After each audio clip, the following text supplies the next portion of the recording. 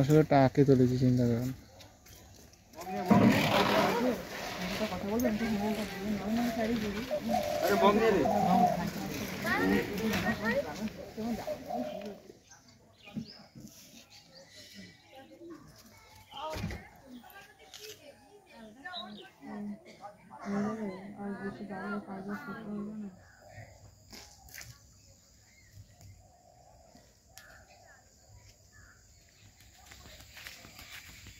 ক্ষেতের একটা ভিডিও নিয়ে নিই,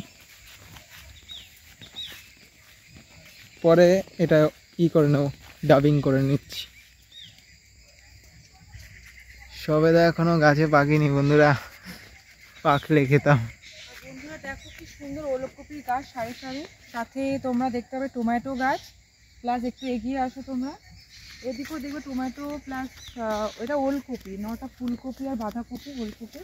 আর এখানে দেখো কত সুন্দর মূলো গাছ হয়েছে, দেখো মূলো গাছ হয়েছে, প্লাস পালং শাক আছে, ভেতরে ভেতরে পালং শাকও আছে এখানে।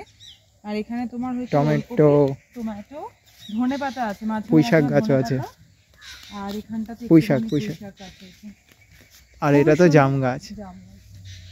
খুবই সুন্দর, এখানে মাটি খুব ভালো, গ্রামের মানুষ তো ডেফিনেটলি সবজি তো লাগাবে। তো এই হচ্ছে গার্ডেন, তোমরা দেখে নাও। ওই দিকটা মনে হচ্ছে বাঁধাকপি রয়েছে, দেখো ওই দিকটা একটা।